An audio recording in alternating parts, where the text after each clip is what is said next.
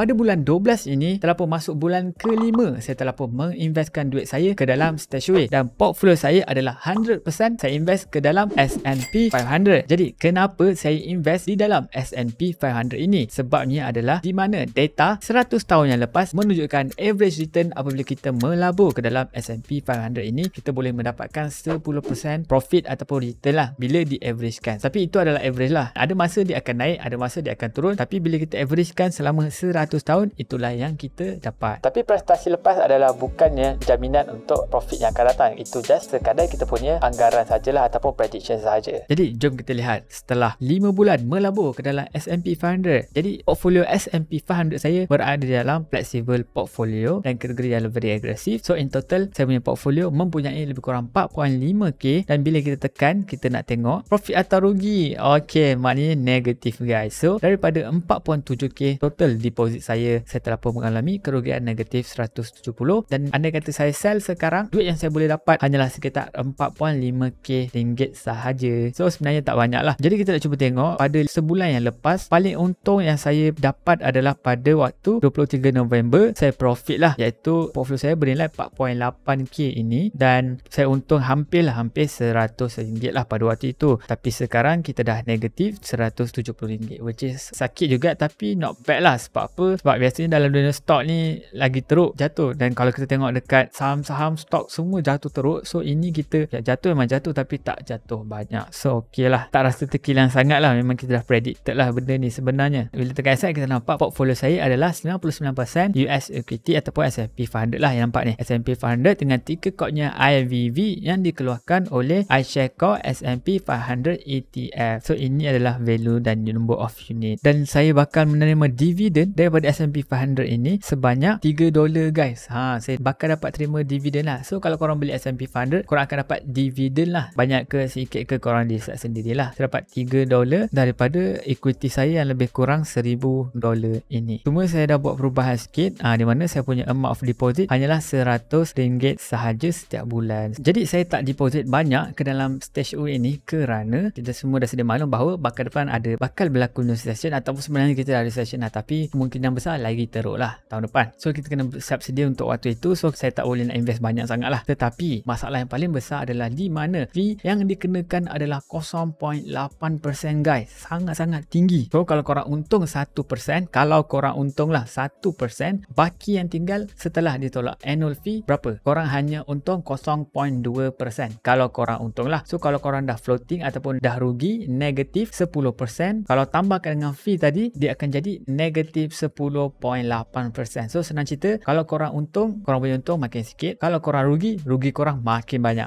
So itu adalah the downside lah kalau korang menggunakan StashAway ini. Tapi the upside is dia adalah sangat-sangat senang lah nak guna. Korang just deposit duit saja, and then ada lagi satu fee lah, di mana daripada ringgit akan perlu ditukarkan menjadi USD, dan apabila penukaran ini berlaku akan dikenakan fee lah. Lepas tu spread dia pula kita tak tahu berapa banyak persen dia akan ambil. So dah berapa layer kan, fee deposit sekali lah bila korang tukar, and then kan ada fee bulanan. Yang tadi tu 0.8 cuma dia akan deduct secara bulanan. Setiap bulan dia akan deduct korang punya duit. So korang kena fikir-fikirkan lah kalau korang nak guna StashAway ni, fee dia sangat tinggi. So macam mana saya settlekan masalah itu? Cara saya untuk men-settlekan masalah ni adalah dengan saya menginstall apps Momo lah. Jadi Momo ini tidak mempunyai sebarang commission. Bila korang buy, sell tak ada commission, dan dia ini regulated oleh Singapore, dan dia juga telah pun delisted di Bursa Amerika Syarikat NYSE. So dia memang sangat legit lah. Dia dah jadi sebuah company yang berhad lah, yang public listed di negara US. Jadi korang boleh nampak atas sekali kita dah jumpa VOO, Vanguard S&P 500 ETF. Jadi korang boleh beli terus pada sini dan tiada lagi fee. Tapi the downside of menggunakan Momo ini, korang perlu menggunakan Wise dan juga Momo. So mana korang deposit ke Wise, and then baru korang hantar pergi ke Momo. Dia sebenarnya lagi cepat lah daripada StashAway, sebab StashAway menggunakan IBG, which is sangat lambat tapi senang. Cuma kalau guna ni korang perlu install Wise. Tapi jangan risau, saya telah pun buat video cara macam mana korang nak deposit ke dalam Wise dan juga Momo ini. Saya dah buat video tutorial dan sangat senang, sangat mudah. Maybe pada awalnya korang perlu sedikit adjustment lah untuk belajar, fahamkan macam mana. Tapi once korang dah faham, memang sangat simple, dipel petik jari je, memang senang lah. Worth it daripada segi penjimatan yang bakal korang hadapi nanti. In long run memang worth it lah. Short term kita tak nampak, long run dia akan makan korang profit and baru korang barai lah. Dan bestnya di Momo ni, korang boleh jumpa beribu-ribu saham ataupun stok yang lain. Maknanya kalau korang tak minat S&P 500, korang minat Tesla, Apple, NIO, Amazon, Alibaba, AMC, Meta, Facebook ni kan, Nvidia, Microsoft, apa lagi, TSMC, semua benda ada di dalam Expo Mode ni. So lagi senang dan lagi mudah lah. Dah lah tak ada lidak bulanan. Lepas tu yang paling bestnya korang boleh buat duit lah. Buat duit daripada segi fund. Maknanya korang boleh buat duit di sini. Di cash plus ni adalah di mana duit yang korang parking nanti, contoh korang dah deposit duit ke dalam ini, tapi korang tak nak beli trading pun, korang macam tertunggu-tunggu ataupun korang tak tahu korang nak belajar ke, tapi duit korang, kalau korang masukkan duit dalam money market fund ataupun cash plus ini, korang akan dapat dividen lah. Bermaksud duit korang tak duduk diam, duit korang bekerja. So dividen yang korang dapat apabila korang menggunakan cash plus ini, nampak paling tinggi sebelum ini boleh menghampiri 4% lah. Bila saya nak arahkan dah jatuh pula 3.9.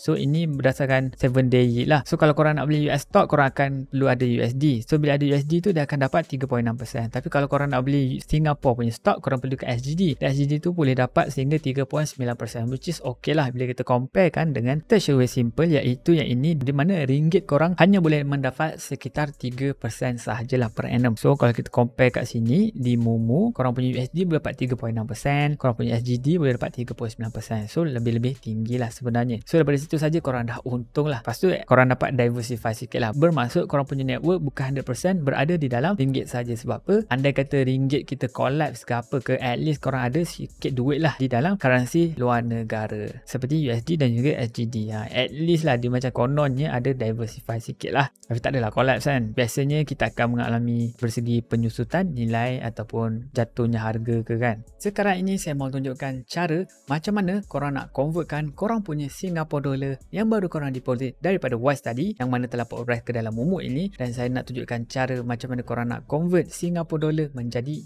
US dollar. Caranya adalah sangat mudah, di mana korang boleh pergi tekan button trade ini, and then korang buat apa? Korang boleh tolak ini ke kiri, and then korang boleh nampak currency exchange. So korang akan tekan currency exchange ini, and then korang boleh pilih lah korang punya Singapore iaitu SGD pergi menjadi USD. Seterusnya korang boleh masukkan berapa banyak amount SGD yang korang nak tukar lah. Kalau nak senang tekan je full exchange, dia akan tukar ke semuanya, and then dia akan bagi reference rate, bermaksud berapa banyakkah SGD yang diperlukan untuk mendapatkan 1 USD lah. Saya bakal mendapat 14 USD daripada 20 Singapore dollar. So saya akan tekan submit. Kita nak cuba tukar. Okey, nampaknya sukses. So saya telah pun berjaya menukarkan saya punya SGD menjadi US dollar. So kita nak cuba apa? Kita nak cuba membeli VOO iaitu S&P 500 ikut lah. So korang boleh beli suka hati korang lah, korang nak beli apa kan. Terlalu banyak sangat stok yang ada. So kita boleh tekan VOO ini, dan cara nak beli adalah dengan tekan button trade di bawah ini. Tapi sekarang ini market tutup guys, market tutup. So saya tak tahu kita boleh beli ke tak pada waktu market tutup ini. So saya akan buat limit lah. Saya akan masukkan satu, saya nak beli satu saja. So inilah harga limitnya nanti. So saya akan tekan button buy. Alright, so nampaknya kita punya position telah pun terlaksana guys. This order has been completed, dan ditulis kat sini order telah pun fill. Jadi inilah saya punya position sekarang ini. So tak ada fee guys, tak ada fee. Bagi saya memang sangat-sangat better lah kalau korang menggunakan Momo ni lah instead of Stashaway. Jadi ini pula fund saya ataupun money market fund. Saya telah pun menyuruh saya punya USD saya bekerja di dalam money market fund, dan korang boleh nampak accumulated profit saya setiap hari meningkat macam roket guys. So saya telah pun pump lebih kurang 1.6k USD, dan in total saya telah pun menghasilkan 2.14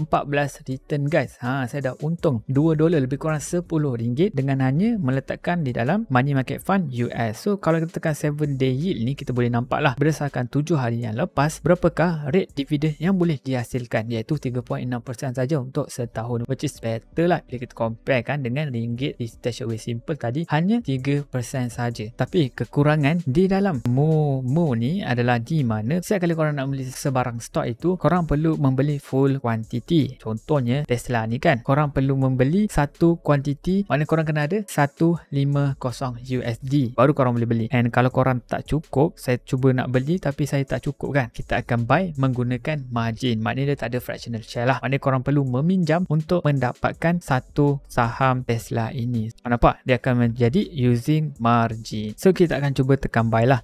So ini pun telah pun di fill kan. So kita nak tengok lah apakah keadaannya. Okay, jadi tambahan saya nak cuba tambahkan, bestnya apps Momo ni korang boleh nampak data yang yang sangat-sangat kompleks daripada benda ini. Korang pergi kat Tesla ni and then korang boleh scroll tepi ni kan, korang boleh tengok analisis. Wah, korang nampak banyak sangat graf guys. Ini daily short volume, short interest. Nampak ada indikator menunjukkan ramai orang bullish lah. Positive signal, bullish signal. Hanya satu saja bearish signal. Maknanya most probably akan meningkat. Ini apa yang indikator katalah. Lepas tu dia tunjuk current PE berapa, sector average hanya 13.6, tapi PE, price per earning ratio, adalah sangat-sangat tinggi guys. So nampak ni institutional hodling, organisasi apakah yang membeli Tesla dan berapa banyak percentage yang di own. So bila kita scroll memang sangat banyak. Lepas tu dari segi financial pula, ok, tak cukup dengan tadi analisis, ini adalah data tentang keuangan syarikat tersebut. Berapa banyak revenue, berapa banyak untung. Kemudian dari segi bisnes pula, apakah sektor yang diceburi oleh bisnes ini ataupun stok ini. So macam Tesla, dia lebih kepada automotive, dan sebahagian kecil punya daripada segi energy generation dan juga storage. So maknanya senang cerita, income dia banyak datang pada kereta. Lepas tu bawa lagi business data, berapa banyak kereta jual berdasarkan model, berapakah jumlah kereta yang dihasilkan, sangat-sangat lengkap guys. Lepas tu daripada segi financial indicator ada banyak, EPS, current ratio, ROE, ROE, gross margin. Ini memang sangat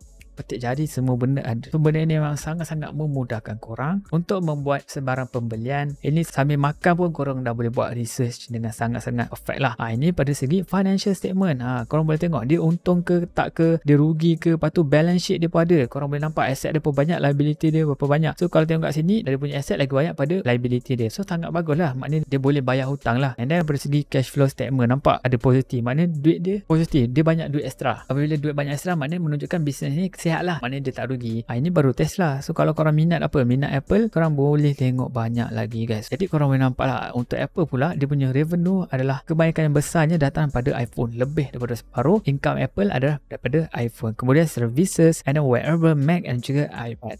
So memang sangat banyak guys. So sama macam tadi lah. So kalau korang berminat dengan Momo ini, korang boleh daftar menggunakan link yang saya letakkan di bahagian description, dan korang boleh dapat free reward up to 363 SGD. So guys, ini sajalah update saya tentang StashAway pada bulan ke-5 ini. Korang rasa perlukah saya teruskan saya punya penggambaran saya dalam StashAway ini, ataupun kita perlukan stop saja? Kita punya series ini stop dan hanya fokus kepada Momo saja, sebab kita tahu lebih murah, lebih banyak option, ada fee bulan-bulan dan banyak sangat advantages apabila kita comparekan dengan StashAway. So cuba korang komen, adakah kita dapat teruskan ataupun stop saja guna StashAway ni? So thank you so much guys. Kalau korang belum lagi tekan button like dan subscribe, nak minta tolong korang tekan sekarang juga. Korang memang terbaik. Jadi guys, kita jumpa lagi pada video akan datang. Ciao.